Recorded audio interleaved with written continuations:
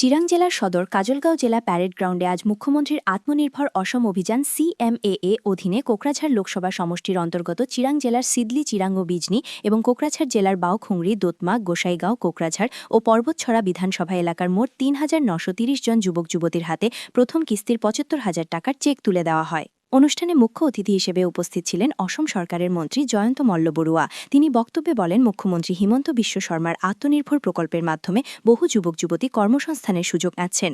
এছাড়াও তিনি দাবি করেন, বিজেপির ৫ বছরের শাসনকালে ১,১০,০০০ যুবক যুবতীকে চাকরি প্রদান করা হয়েছে।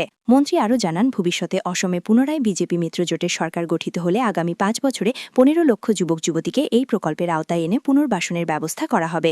বিটিসি এলাকায়ও আরও ১৫,০০০ যুবক যুবতীকে এই প্রকল্পে অন্তর্ভুক্ত করা হবে। এই চেক বিতরণ অনুষ্ঠানে অংশ নিয়ে বিটিসির মুখ্য কার্যনির্বাহী সদস্য হাগ্রামা মহিলারী যুবক যুবতীদের সরকারি সহায়তায় স্বনির্ভর হয়ে ওঠার আহ্বান জানান। পাশাপাশি তিনি জানান, আগামী ১৩ মার্চ কোকরাঝাড় সফরে আসবেন ভারতের প্রধানমন্ত্রী নরেন্দ্র মোদী। চিরাং জেলার জেলা আয়ুক্ত যতীন বরার সভাপতিত্বে অনুষ্ঠিত সভায় বিজনির বিধায়ক অজয় কুমার রায়, প্রাক্তন বিধায়ক বলেন্দ্র মুসাহারি, বিটিসির কার্যনির্বাহী সদস্য পানিরাম ব্রহ্ম, বেগম আক্তার আহমেদ, ধীরাজ বরগয়ারি, বিটিসি পারিষদ জেমস বসুমতারি, শুকুর সিং মুসাহারি, প্রাক্তন কার্যনির্বাহী সদস্য অরূপ দে, সমাজকর্মী রতন চন্দ্র রায় সহ অনেক বিশিষ্ট ব্যক্তি উপস্থিত ছিলেন। আমার কথাটো হল যে আমি NDA হিসাবে একেলগে আছো আৰু নিৰ্বাচনৰ সময়ত NDAৰ নিৰ্বাচন আমি NDA হিসাবে খেলিম। নিশ্চয়কৈ BTC এৰিয়াত UPPL আৰু BPF একেলগে নিৰ্বাচন খেলিব পাৰিব নোৱাৰিব সেইটো তেখেতসকলে সিদ্ধান্ত ল'ব। আমাৰ ফালৰ পৰা আমি NDA আমাৰ কাৰণে BTCত BPF হওক বা UPPL হওক তেওঁলোকে যদি মিত্ৰতা কৰি কিবা মিলাই ল'ব পাৰে আমাৰ ক'বলগীয়া একো নাই। আৰু তেওঁলোকে যদি মিলাব নোৱাৰে আমি কোনোবা এটাৰ লগত তো থাকি ইলেকশ্যন খেলিব লাগিব। চাওক, আমাৰ মিত্ৰতাৰ এনেকুৱা কথাও থাকে যে কিছুমান সমষ্টিত দলটোৱে কেতিয়াবা মিলাব নোৱাৰা অৱস্থা হয়। যোৱা সময়তো আপুনি যদি চাই আমি বহু সমষ্টিত মিত্ৰতাৰে ইলেকশ্যন খেলিছোঁ, ফ্ৰেণ্ডলি কণ্টেষ্টো কৰিছোঁ। গতিকে এনেকুৱা নহয় যে মিত্ৰ দলৰ মাজত কেতিয়াবা কণ্টেষ্ট নহ'ব, এইটো কোনো তেনেকুৱা ফৰ্মুলাও নহয়। কাৰণ কেতিয়াবা দলৰ প্ৰেছাৰ থাকে, দলত আমিও বিচাৰোঁ, আমাৰ মিত্ৰ দলেও বিচাৰে, কেতিয়াবা মিলাব নোৱাৰিলেতো মিত্ৰতাৰে খেলে। গতিকে তেনেকুৱা মিত্ৰতাৰ নিৰ্বাচনটো আগতেও বহুবাৰ হৈছে।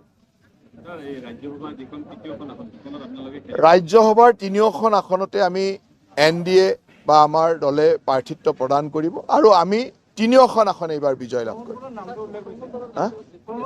চাওক, এতিয়ালৈকে যেহেতু আমাৰ নেতৃত্ব বহা নাই, নেতৃত্বই সিদ্ধান্ত লোৱা নাই, গতিকে মই কেনেকৈ কম কোনে নিৰ্বাচন খেলিব।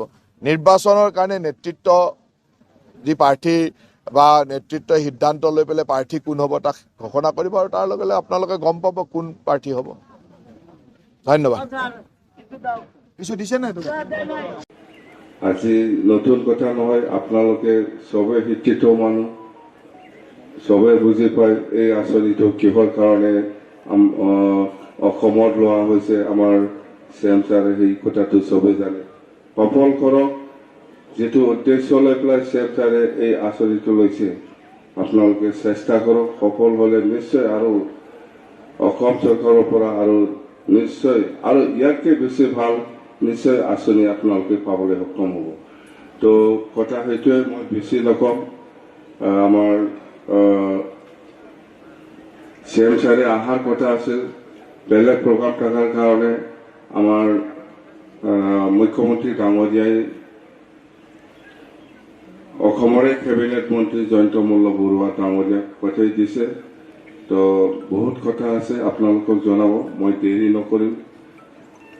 আপোনালোকে চবে বুজিব পাৰা, মই আপোনালোকক বুজাব খোজা নাই, বেয়া নাপাবি। আপোনালোকে নিজে জানে কেনেকৈ কাম কৰি পেলাই খাব লাগে, সেইটো পইচা লয়। এইটো কৈ লেকচাৰ দি পেলাই মই সময় নষ্ট কৰিব বিচৰা নাই। তো আপোনালোকে জীৱনত ছাকচেছ হওক। যিসকল বেনিফিচাৰী হিচাপে আজি অসম চৰকাৰে আপোনালোকক দি আছে বেনিফিচাৰ, এইটো সফল হওক, সেইটোকে মই প্ৰাৰ্থনা কৰিছোঁ ভগৱান ওচৰত, আল্লাহৰ ওচৰত, ঈশ্বৰৰ ওচৰত। সেইটোকে কৈ মই আজি